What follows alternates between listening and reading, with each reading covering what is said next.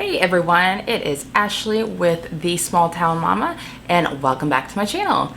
So today we are going to I'm going to answer some questions, like 12 questions that every first time parent usually asks.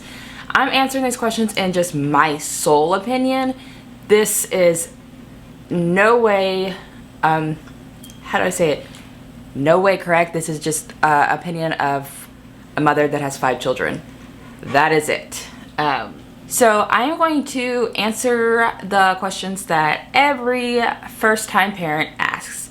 Now, like I said, this is my sole opinion. I'm a mother of 5.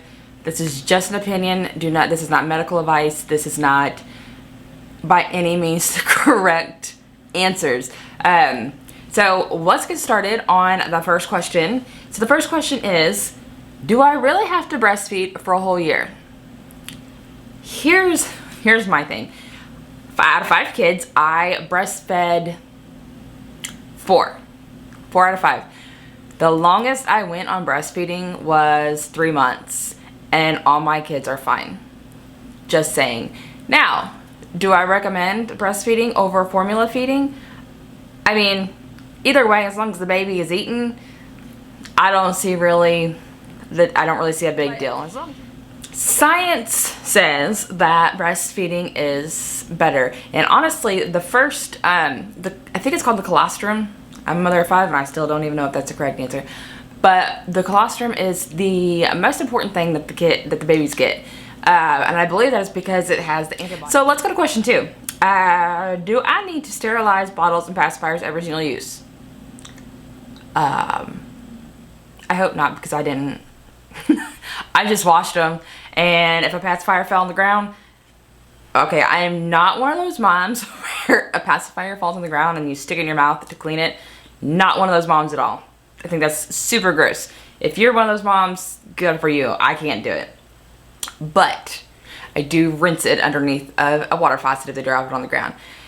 I did not sterilize after every single use. I washed them after uses, but I didn't sterilize. So I don't think that you need to sterilize them after every use, but I had multiples of everything also. So it was a lot easier for me to clean. I could get a use or 2 out of it by just, washing it with water and soap. And then I would have all this, like these bottles and these pacifiers, and then I would be able to sterilize them, but still have some. So I guess getting extra, what I'm trying to say is getting extras of stuff is probably a good idea. However, no, I do not believe that you need to sterilize bottles and pacifiers after every use. I think that's crazy. Just my opinion. Okay, so next question is, what constitutes sleeping through the night, and will it ever happen? No, let me just be honest. It doesn't happen. My oldest is 13. I don't have a child that's over 18 yet, but I can tell you now, you don't sleep through the night because you're constantly worried about them. Just doesn't happen. So as far as the question as on will it ever happen? No, at least not for me, because I'm always worried about my kids. Now, do kids sleep through the night? I think it's going to be dependent on the kid, but for me, no. Now, my 13-year-old doesn't always sleep through the night. My 10-year-old, for the most part, he does sleep through the night. My 8-year-old, he usually sleeps through the night. Now, my 6, and I actually have, here in a few days, I have 2 6-year-olds. Them 2, I don't let them sleep in my bed, like whenever, okay, I lied. I do let them sleep in my bed. But I try to start them out away from my bed, and then they end up coming into my room. So I would say no for the 6-year-olds. They don't sleep all through the night unless they are just like wore out and tired. That's the only time that they're going to sleep through the night.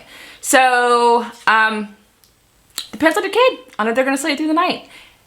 However, you are not going to get a full night's rest because you're always worried about your kids. Well, I am.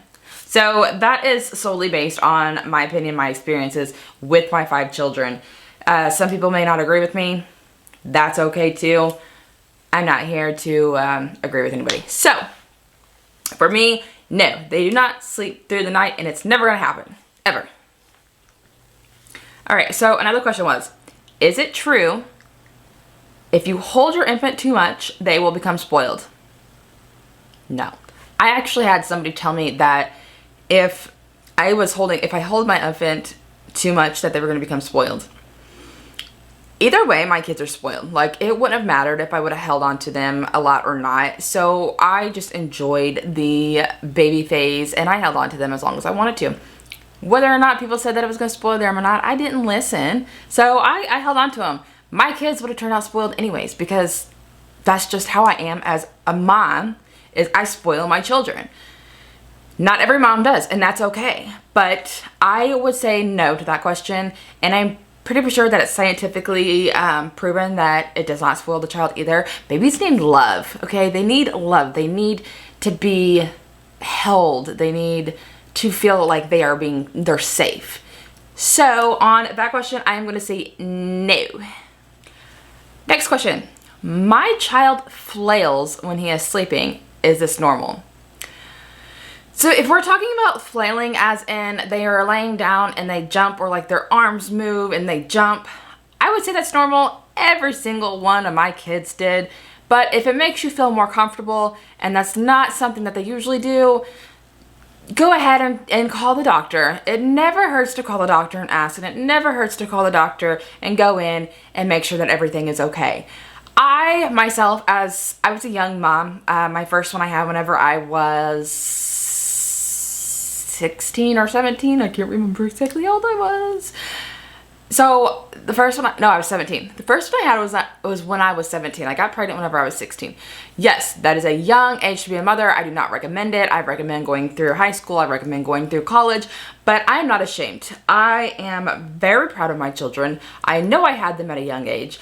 And as far as the flailing goes, every single one of my kids did it. But I was constantly in the doctor's office because I never knew if something was wrong with my child or if this was normal. The more kids I had, the less visits that I would have to the doctor, because I finally figured out, okay, this is more normal and this is not normal. However, for the flailing part, let me just answer that question because I got off track. So for the flailing, I say that it's normal because my kids did it. But like I said, it doesn't hurt. If you want to call the doctor and ask them, if you want to have them checked out, go ahead and have them checked out. It's okay. It's okay. You're not crazy for trying to call the doctor because you don't know if something's normal. But so answer for that is yes, it is absolutely normal. At least for my children, it was absolutely normal. They just get startled. But it also depends on what you're talking about whenever you say that they're flailing. So that one is kind of a question that I can't really, yeah. A notorious question about poop. Is green poop normal? I believe it is. I know that my children had green stools quite often, and I would take them to the doctor, and guess what? Everything was normal. So I'm gonna say yes. It depends, maybe like the consistency. It depends on the consistency or if there's anything in it. But I think it also, like, I know that formula fed, or I know that breastfed children or breastfed babies, I believe that theirs is more like a mustardy.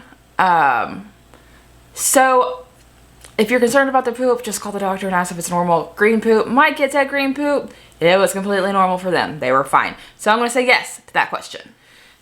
Is it always bad to wake a sleeping baby? I mean, if they're sleeping, why are you going to wake them up? I don't know. I guess that's my, I'm not going to wake up my sleeping baby unless it's time to eat.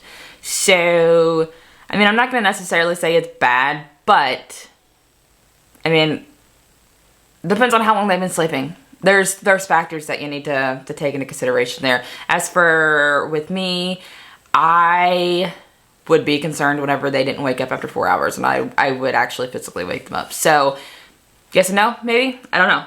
Ask your doctor. So how many layers of clothing does my infant need to go outside? Well, it's going to depend on the weather. For me, I was always, well, actually, whenever they were sleeping, I was always told what is comfortable for you is comfortable for them. So I never bundled my kids up whenever they were sleeping because I always had the house at a comfortable temperature and I didn't want them to get too hot. As for going outside, I mean, if it's cold outside, I'm going to put a jacket on them and make sure that they wear socks. I'm going to make sure that they have socks on. As far as like a hat, I mean, if it's windy or if it's cold, yes, I'm going to put a hat on to cover their ears. Obviously, because, you know, you're gonna keep heat in by your feet and your ears. If it's like mild out, I would say a jacket and a short sleeve shirt underneath of it in case it gets hotter. If it is hot outside, I mean, if it is scorching hot outside, I wouldn't be taking my baby outside anyways. I never took my kids out whenever it was like scorching hot, but I know some of you probably live in an area where you don't have a choice. So as far as scorching hot, I would say, you know, well, infants don't really wear sandals. Okay, I would say no socks and something very light like shorts or a onesie or something of that sort. My opinion only, again. However, it's going to depend on the climate and it's going to depend on where you live. It's going to depend on your weather. And I would say just dress them comfortably. And I mean, if it's really scorching hot outside, your babies shouldn't be in the sun anyways. Like that's not going to be good for them.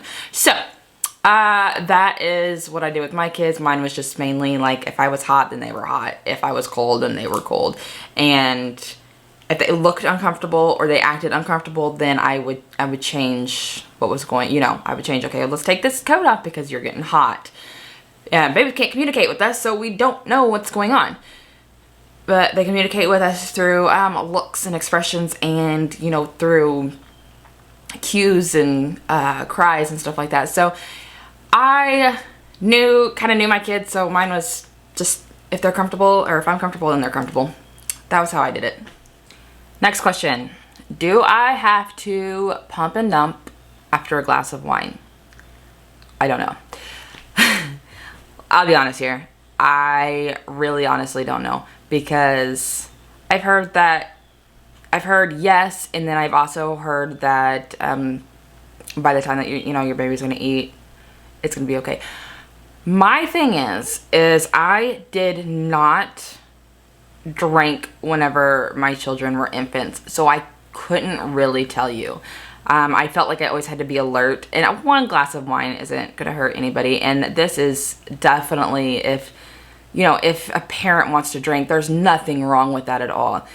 You know, we all have our comforts, but I personally didn't drink because I have actually high anxiety, and I knew that I would be anxious if I had drank, and I wouldn't want to drive if there was an emergency with my children, so I wouldn't drink at all. So when I was breastfeeding, I never drank. So I don't really know the answer to that question. There is scientific answers that I have read, and I can link some of the links below to actually get a science or doctor's perspective on this. As far as I know, it is okay to drink a glass of wine and then express a little milk and then breastfeed your child. I do not believe you have to, I don't believe that you have to fill up a bottle of your breast milk and dump it out. I don't think that you have to do that anymore. But again, I will link something below stating on if you have to do that or not, because I have no idea. And that is one topic that I do not want to come back on me, because I don't have no clue. So, why do infants have to wear hats all the time? I didn't know they did. So let me be honest with you. Okay, this is very honest. I had no idea that infants had to wear hats all the time. I was not told that. My kids hardly ever wore hats unless it was cold outside whenever they were an infant. So I didn't know that infants needed to wear hats. So I'm going to say they don't, because mine turned out fine and they didn't wear a hat all the time. Even outside. I mean, if it was cold, they did, but it wasn't all the time. So no, they don't need to wear hats all the time. I don't know the answer to that because mine didn't do it. Do you really have to nurse for 3 hours? So whenever I was a first-time mom, whenever I was younger, I woke my child up every 3 hours to eat. By what I have heard or read is that you need to start from the beginning of the feeding to the end of the feeding, and that will be your 3 hours. So if your baby eats for an hour, you start from that hour and then you count to the 3 hours and then you feed again. Again, I will link something down below to make sure that it's accurate, because it could not be accurate. However, nursing every 3 hours, yes, I did do that. I was very adamant about making sure that my children were eating every 3 hours when they were infants, because I didn't want to deprive them of any nutrients. That's another thing that you can ask your doctor though, also. Can newborns really get their days and nights mixed up? I want to say yes, but at the same time, infants really don't know when it's day or night, and if you're getting them up every 3 hours to eat anyways, does it really matter? Like, I don't think it matters.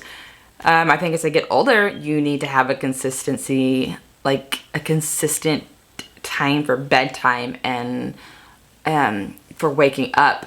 However, I'm gonna say no on the nights and days, because I mean, they can't look out the window and say, oh, it's daytime, let me stay awake, or oh, it's daytime, let me sleep through the day so mom can't sleep at night. I don't think that's how it works, but my answer to that one is no. So that wraps up today, and I hope to see you on the next video. If you could please like, subscribe, and ring the bell for new videos, I would appreciate that. If you have not seen my other YouTube channel, I will link it down below.